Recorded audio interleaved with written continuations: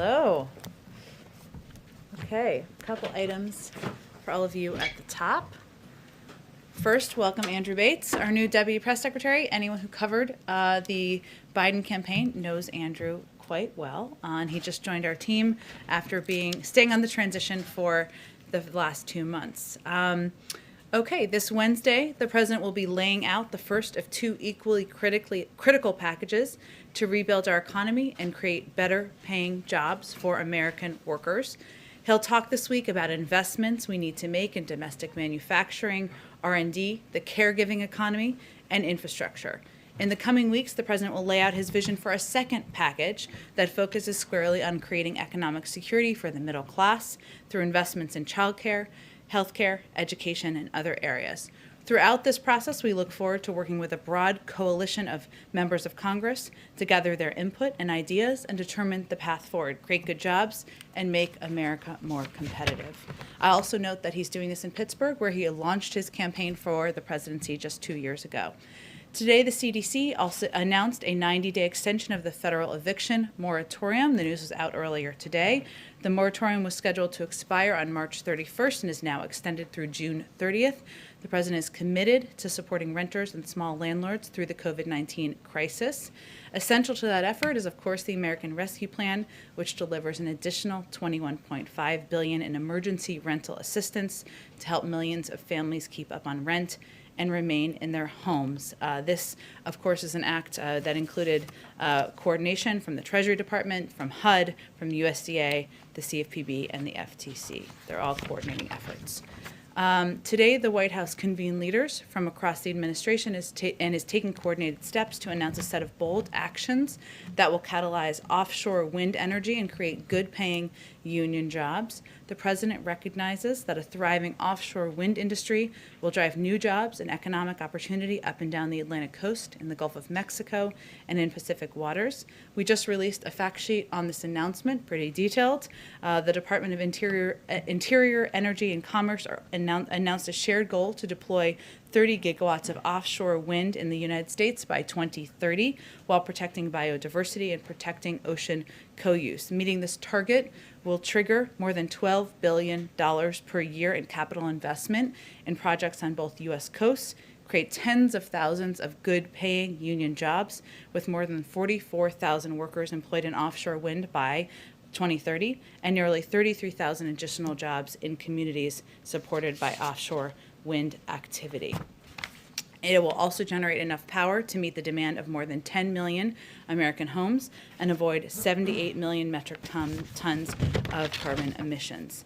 Additionally, the U.S. Department of Treasury's Maritime Administration today is announcing a notice of funding opportunity for port authorities and other applicants to apply for $230 million for port and intermodal infrastructure-related projects through the Port Infrastructure Development Program.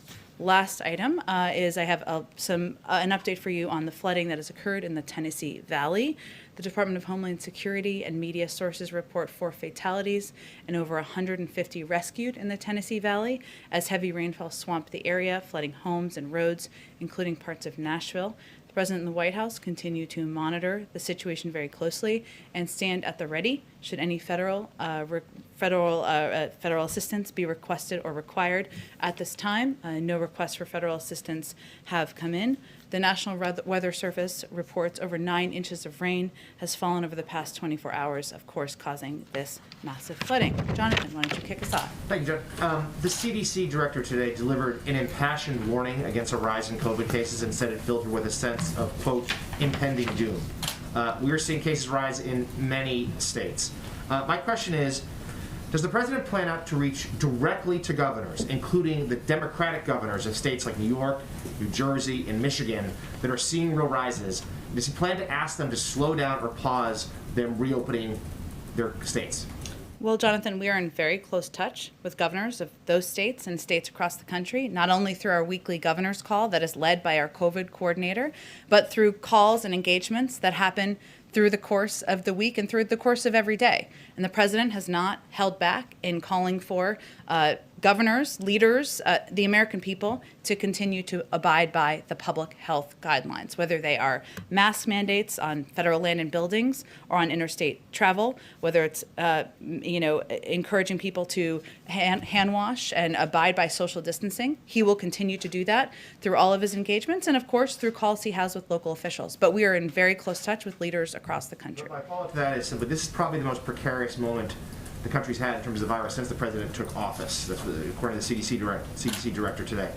Will the president not take that additional step to get to talk to governors and ask them to slow down reopenings? Well, Jonathan, the president uses every opportunity he can, whether it's publicly, through every interview, through nearly every public engagement he has. He has remarks later this afternoon, as you know, on COVID, providing an update on our effort to defeat the virus. He also does that through private engagements as well. But there are a range of officials at very high levels who are in touch with governors and leaders across the country who will continue to emphasize the need to abide by public health guidelines. And one other topic. Earlier, Majority Leader Schumer is making the case that budget reconciliation can be used once more in the fiscal year of 2021. If the Senate parliamentarian agrees with his argument, this could be used a couple more times over the next year or so. Does the White House support that move, and what would it mean for the president's agenda? Well, the White House and the president will leave the mechanics of bill passing to Leader Schumer and other leaders in Congress. Our focus is on proposing an ambitious agenda to invest in infrastructure, to help caregivers across the country, to ensure that we are doing more to help Americans get through this challenging period of time. Go ahead. Thanks, Jen. On infrastructure, since the president is set to unveil his proposal in a couple of days now, what is his current thinking or his economic advisor's current thinking on how much of this package needs to be paid for with tax revenue? Well, the president has a plan to fix the infrastructure of our country. We're currently 13th in the world. No one believes we should be there. And he has a plan to pay for it, which he will propose. But right now, once he proposes that, our focus is also on having that engagement and discussion with members of Congress. If they share a goal of building our infrastructure for the future but don't like the way he's going to propose to pay for it, we're happy to look at their proposals. If they don't want to pay for it, I guess they can propose that too. Maybe they don't support infrastructure spending. So the president has an ambitious goal. The most important thing is to figure out how to put forward the investments in our that are much needed in our infrastructure. What's irresponsible is not to address the urgent needs of that investment, but the means and mechanisms of paying for it. We look forward to presenting his plans, but also hearing proposals for others who may have a difference of view. Is there a concern that if you don't pay for enough of it, that it'll have a drag on the economy, specifically by increasing the debt and deficit? Well, again, he's going to have a plan to pay for it. I'm sure that if there are proposals out there that are differing from his in terms of what they will cover, we'll have that discussion. But he, of course, believes that investing in our infrastructure, continuing to create good-paying union jobs is front and center. But he also believes that we have an opportunity to rebalance, to address our tax code that is out of date, and some could pay more in our country that are not currently. And on that front, just a clarification, last week you said the tax increase threshold for the president is $400,000 a year, both for individuals and households. Is that correct? Yep. And what does the White House say to moderates who might be concerned that hiking the corporate tax rate to, say, 28% will be a drag on growth? We haven't seen evidence in that from economists, but if they have alternative proposals to how to pay for investing in our nation's infrastructure, rebuilding our roads and our railways, and putting Americans back to work, we're happy to hear it. And then finally, on the vaccine, Andy Slavitt talked about the idea of a vaccine passport in the COVID briefing this morning. He said it's primarily going to be spearheaded by the private sector, but what's the president's position on whether, once the vaccine is more readily available, businesses should be able to tell employees who don't want to get the vaccine for whatever reason that they can't come back into the workplace, or that airlines could reject people from getting on the plane if they have decided not to get a vaccine? Well, we're going to provide guidance, just as we have through the CDC. There's currently an interagency process that is looking at many of the questions around vaccine verification.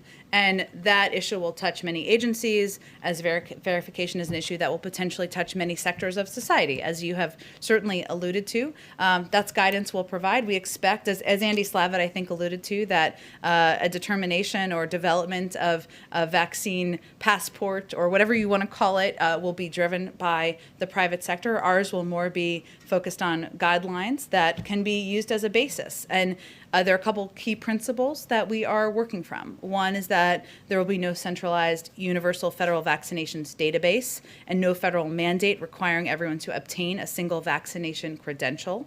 Second, we want to encourage an open marketplace with a variety of private sector companies and nonprofit coalitions developing solutions.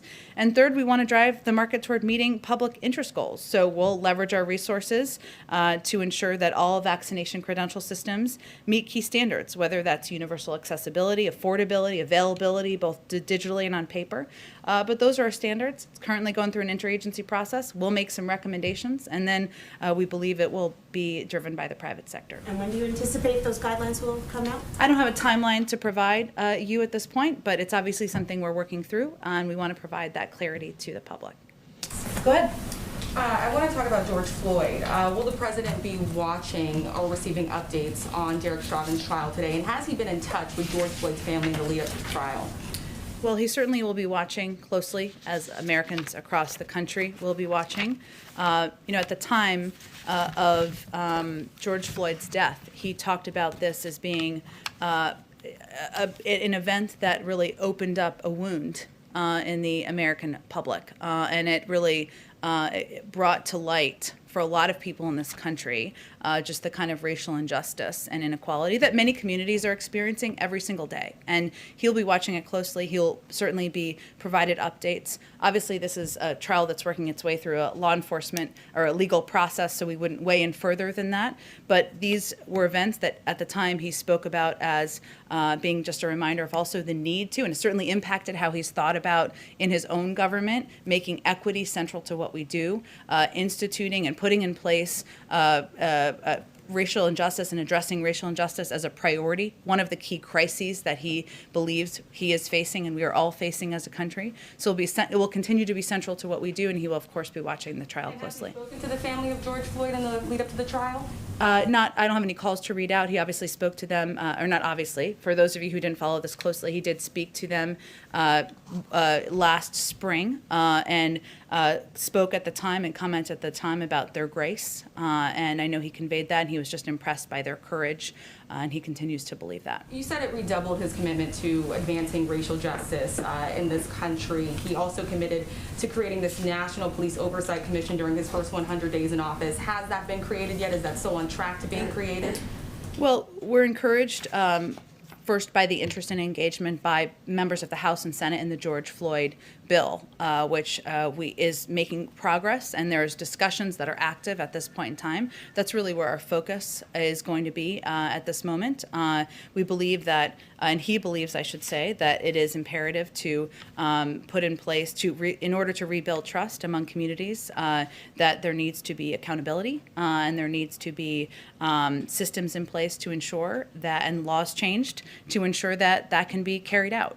So that is where our focus is. The president supports that piece of legislation, and we're hopeful that he will receive a landmark reform bill on his desk. Will the commission still be established in his first 100 days in office? I don't have any update on it other than to convey that this bill is an opportunity to put in place a number of the actions that many in the advocacy community feel are imperative at this point in our country's history. Kind of an open question here. No firm commitment. I don't have any update on the timeline, but I think what's important to note is that the George Floyd bill, which would put in place and make law a number of the accountability measures and actions that he and so many who watch these events in horror feel are imperative at this point in our country. One last question, if I could, Jen, thank you. I want to just turn to immigration really quickly here.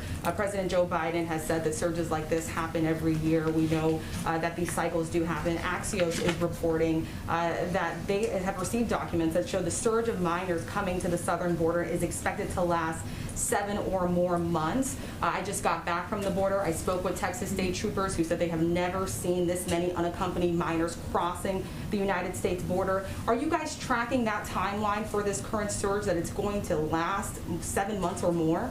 Well, what we're working to do is put in place steps and actions to help address the situation at the border, including, of course, expediting processing and opening up additional shelters, but also reinstituting policies like the Central American Minors Program to encourage young people to apply in their country and not make that treacherous journey. We are also in a circumstance where we are digging out of a broken system over the past 4 years, not just the inhumane policies, but the fact that there were never efforts put in place to look for and seek shelters where these children could be safely and humanely housed. They had a different policy than the president has, of course, but also there was a hiring freeze at ORR in the Refugee Resettlement Office, which made it something that we had to also dig out of when we started. So that's where our focus is on.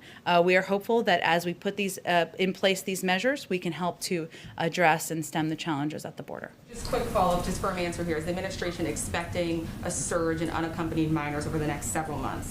I don't have any predictions. Those would certainly come from CBP or the Department of Homeland Security. But our focus now is on ensuring that we have enough shelters, facilities to house unaccompanied children. We just opened 3 last week that would allow for almost 7,000 additional beds. So that's what our focus is in at this point in time. We'll leave the projections to other agencies. Go ahead. Thanks, Jen. Just a couple of follow-ups. On the commission, there was some talk that would be among the first things that he did in his first week or two in office. Did something happen that kind of took that off the table and took your focus more towards the legislative efforts? No, I think it's just a reflection of I just don't have an update on it, but we are working with very closely with outside advocacy groups, with many who have been passionately fighting for greater accountability and greater reforms to be put in place, and we're looking for the most effective means to get that done. And the George Floyd bill is an opportunity to do exactly that, so that's where we are putting our energy and efforts at this point. And then one follow-up on Nancy's first question. Are you saying the entirety of the president's proposal laid out on Wednesday, you will have pay-for mechanisms dollar for dollar across the board?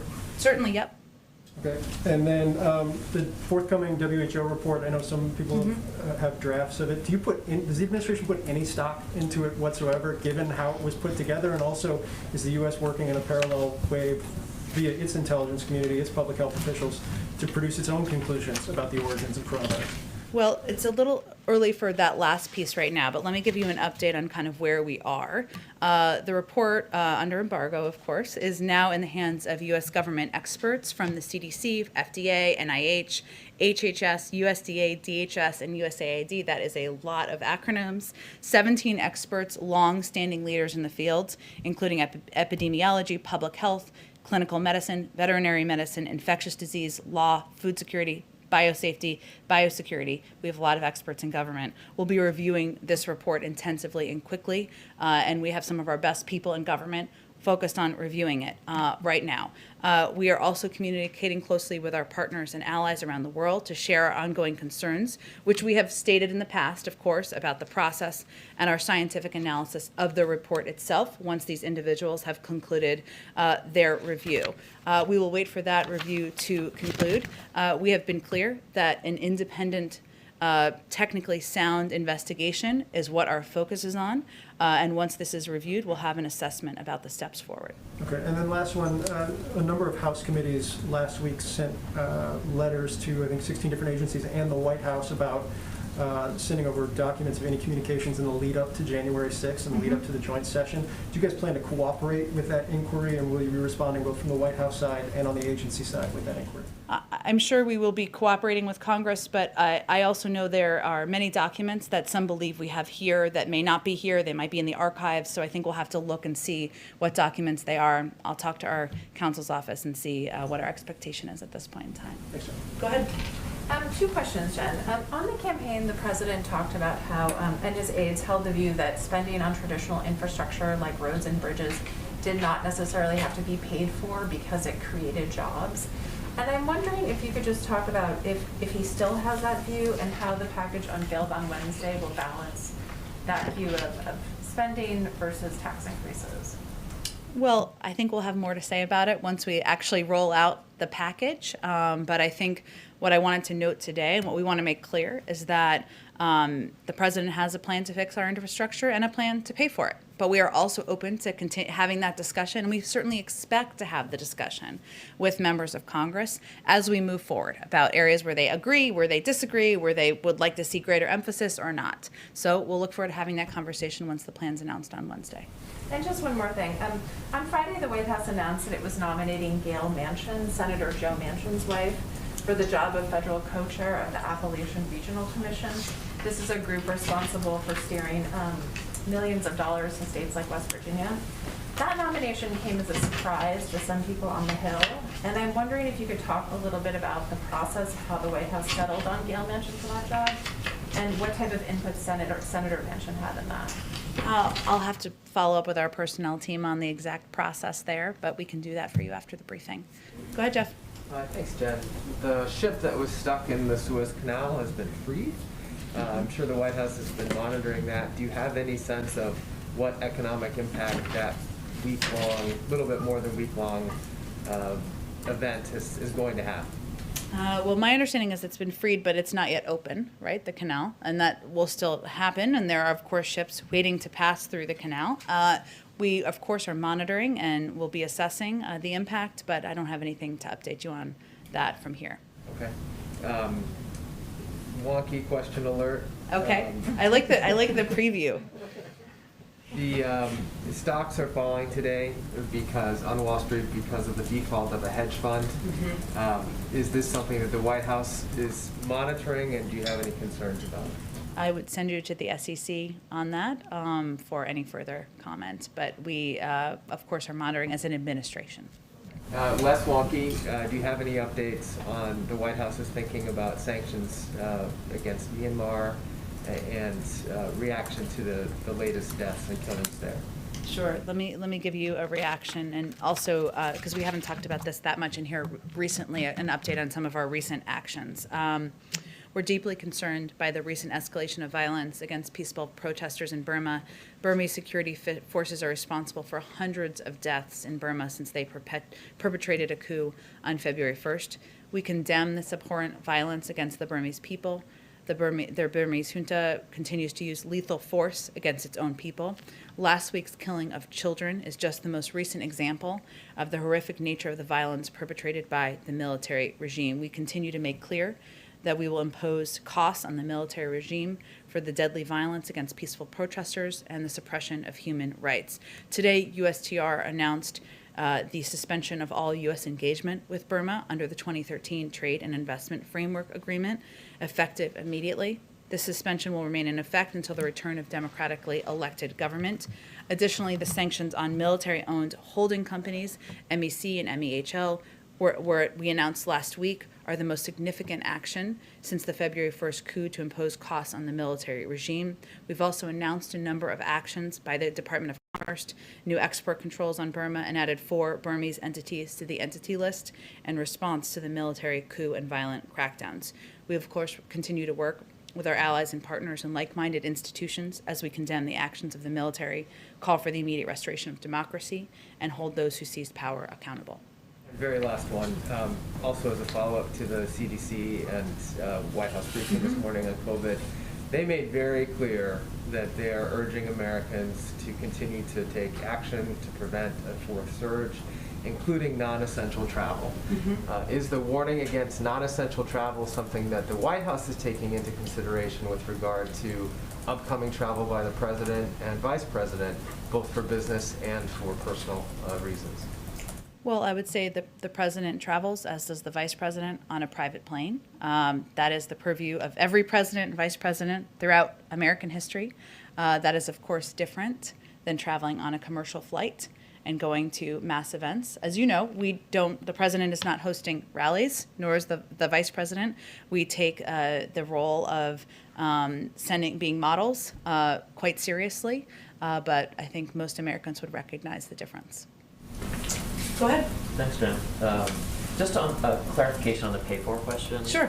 When you said that it would be paid dollar for dollar, that the infrastructure component would be paid for dollar, were you applying that also to the entirety of the package that'll be released both Wednesday and in April? Or I just want to make sure we're understanding what will be paid for. Well, I think we're focused right now, I should say, on the Wednesday proposal. Obviously, there's still more that's being worked through, but I can, for the proposal later in the month, like I should say next month, which is still being working its way through our economic team. But I can assure you that when the president lays out his infrastructure plan, he will also lay out a plan to pay for it, but is, again, open to ideas and proposals from members of Congress if they have a difference of view. And there was an op-ed in the New York Times today by a well-known virologist with the title, "We Can't End the Pandemic Without Vaccinating Kids." The argument is basically that over time there will be mutations that could be more dangerous for children. What is the administration doing to prepare for the possibility of vaccinating children? And does the president have a specific time period for when he would like to see children begin to get the vaccine? Well, we leave that to our health and medical experts and the FDA process, and CDC, I should say, process of outlining guidelines for when it is safe to utilize the 3 approved vaccines, or which one is the best for children. So we will rely on the advice and counsel of our health and medical experts on that front. And just one more, when should we expect the president to announce his next slate of judicial nominees?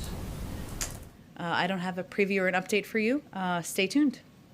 And can you just say, can you give us any insight into the process behind the scenes about, who's leading that process internally? How are you coming up with the slate? I think there are 68 or so vacancies right now. I can convey that the president wants to nominate people who are qualified, who have a breadth of experience, who bring perspective to these roles, and obviously he seeks to meet his own bars of diversity when he's nominating any individuals to serve in his administration. But we'll look forward to discussing further at the point when we're ready to announce nominees. Go ahead. If I could just quickly follow up on Jeff's question. Sure. Is it the White House position that the CDC travel guidelines don't apply if you have a private plane? I think the president, he was asking me specifically about the president's travel and the vice president's travel, and the specifics of the guidelines. You can certainly ask the CDC for further clarification. But what I'm conveying is that the president, and as any president does, travels on Air Force One, whether he is traveling to visit a community in this country or whether he is traveling to go to his home state of Delaware. And I think most people recognize that as being a difference. But if I could ask a foreign policy question, actually. Sure. Ethiopia. Senator Coons recently travelled to Addis on behalf of the president. Since then, we've seen Prime Minister Abiy announce plans for the withdrawal of Eritrean troops from Tigray. Do you have some reaction on that? And is that something that President Biden was demanding? Well, first, we are grateful to Senator Coons for traveling to Ethiopia on behalf of President Biden.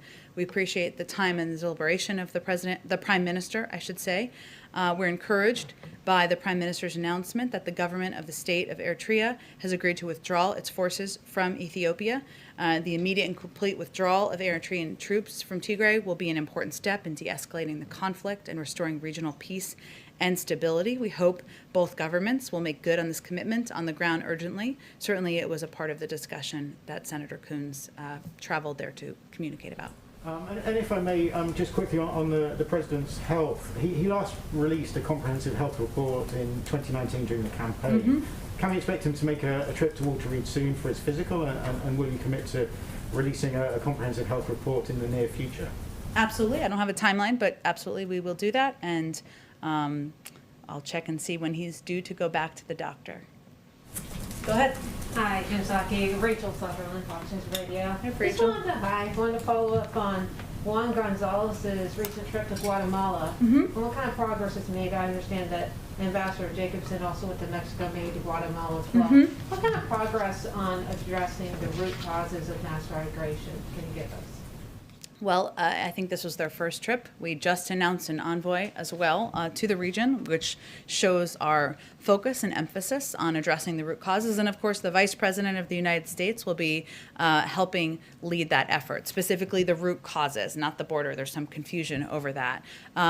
I know we did a readout after the meetings and the trips last week. I don't have an additional readout for you, other than to convey that we know this will be a diplomatic process. Our view is it's not if, but when we work through with these countries, the best ways we can work together to address root causes. And the president has also proposed an immigration bill that includes $400 billion in funding to help address the root causes as well and help ensure that families and individuals who are making this trip are incentivized to stay in their countries. Just one more here. I've heard some talk about the sponsor families for the children who are in the care of HSS. Any idea of how that's going to be set up and the vetting process for some of these sponsor families? Some of them may be family members, as we've heard, but it's been a question as to who are the sponsors that would take them in and how will that work? So one of the issues we've been trying to address is that they shouldn't all be treated exactly the same. And obviously, if it's a mother or a father or a biological family member, that's different. There are a number of steps, vetting steps that are taken. Is that what you're asking about? Yeah. That are Who taken? these people that are going to be taking in the children? Well, Where do you it find- really differs. Sometimes there are community groups, there are religious organizations, there are individuals who have been sponsor families in the past. Again, it doesn't mean that these children stay in the country. This is a safe place for them to be while their cases are being adjudicated. But vetting is an important part of this process because in the past there have been scenarios where there has been trafficking. We want to, of course, avoid that. Sometimes that's why it takes a little bit longer and where we're working to expedite the processing wherever we can. Follow up, if someone wants to sponsor a child, any place to go for that, if, say, they're interested? I'm sure we can get you the information for the Department of Homeland Security, Health and Human Services, and the program that they are running. And a lot of it is through local organizations and community groups as well. Go ahead. Thanks, Jen. On Georgia's new laws restricting voting, President Biden called them last week I think the most pernicious thing. Does the White House believe now that the laws have been signed that companies or individual consumers should boycott Georgia or Georgia businesses? Like, what should people do who don't have a voting Congress to vote on the voting laws? The people of Georgia, The people of Georgia, people across the country. they should elect new leaders. They can take steps like any individual can take as an American citizen to have their voice heard and exercise their democratic right. But does he believe that that people should boycott? There are increasing calls for them. That's not a call we're making from here. Go ahead. Thank you, Jen. The Vice President said before that the exodus of women leaving the workforce during the pandemic is a national emergency. The President has said that we're dealing with an acute, immediate childcare crisis in America. I know that childcare is a part of his infrastructure initiative, and Wednesday we will hear more about his physical... In April, you'll hear more. Well, I guess that's my question. Why aren't we hearing more about this first before the physical infrastructure needs, given that it's such an emergency and given that we're in a situation right now where women are where families are in desperate need of child care assistance? Well, the president and the vice president agree. That's why they pushed so hard to get the American Rescue Plan passed that ensured that millions of families could get funding through the child tax credit, could get $1,400 checks out to a large number of families across the country, 100 million which have already gone out. Why the earned income tax credit was something he fought to have in there as well. But he believes that that's not enough and we need to do more. And so he's looking forward to, in a couple of weeks, laying out more specifics of his plan to do exactly that. Go ahead. So the White House Office of Science and Technology Policy announced this formation of a task force to investigate past tampering with science decisions in the White House. And I'm wondering what was sort of the thinking behind forming that task force, and what do you guys hope to find or accomplish with it? Well, the president issued a memorandum on scientific integrity and evidence-based policymaking, directing agencies to make evidence-based decisions guided by the best available science and data. And so this task force will be taking a whole of government approach to reinstate science across federal agencies and ensure that it is part of how decision-making is made. They're going to examine policies that were antithetical to that mission over the last 4 years, and also look ahead and ensure it's integrated as we move forward. We're just inaugurating that process, and it's just as evidence that the president believes that scientific integrity matters, and it should be central to how we approach governing. Is there a punitive aspect to it? Like, are you trying to find wrongdoers and punish them in some way, or? I think the focus is on ensuring that our policies moving forward, that policies that are not meeting that bar, that are still in place, are changed, and that we institute this as central to how we approach policymaking in our agencies across government moving forward. Okay, and one more. Do you have an update on whether the Vice President plans to travel to Central America or to the border as part of her looking into the root causes of the immigration problem? I don't have an update on her travel, but since you gave me the opportunity, it's important to understand and know that she is focused on addressing root causes in the region. And so travel, I would expect, would be there, the border, and expediting processing at the border, opening shelters, ensuring we're moving kids out of Border Patrol facilities. That is really under the purview of the Department of Homeland Security and HHS. And they will all work together, but the Vice President's focus is on the region, root causes, and engaging with governments directly. So if she were to travel, it would be to Central America or something like that? That would be my expectation, but I don't have any travel to preview at this point in time. Go ahead in the back. To the bloodshed in Myanmar, what is China's role in the crisis of Myanmar, and what do you expect Peking or Beijing to do? What do we expect Beijing to do? Well, certainly when we engage with partners in the region, China is one of those countries, of course, in the region. I don't think I have anything more in terms of calls for action, other than we have worked through the National Security Council, or through the UN Security Council, I should say, through several global entities to ensure we are sending a clear message as a global community about the actions in Burma, and that we are taking sanction steps as a coordinated global community as well. Go ahead in the back. Thank you, Jen. Two foreign policy questions. Sure. And a third one for a colleague. On Yemen, U.S. Envoy Linder King is currently in Oman and having discussions in order to promote a lasting peace and ceasefire in Yemen. How are these discussions have been going? Well, I know that he's spent a fair amount of time on these discussions and working on addressing and stemming the humanitarian crisis, but also working toward some element of a ceasefire, of course, in the region. I would point you to the State Department, where he works directly for any update on the discussions. We're, of course, receiving updates here as well. And the second one is on Iran. Now that they've signed this long-term agreement with China, does the administration still have the same policy towards Iran, especially in terms of returning to the nuclear deal? And is the president willing to partially lift some sanctions on Iran in exchange of its return to the nuclear deal? That's not under consideration. We remain hopeful and focused on returning to a diplomatic approach in partnership with members of the P5+1. China is, of course, a member of that. And we, of course, will take a look at and ensure that any sanctions that need to be implemented would be as it relates to this package. But we haven't looked at the specific agreement yet at this point in time. So our approach remains the same, and nothing has changed about our approach. The president said that he's been concerned about it for years. What did he mean by that, and how concerning is this for the administration?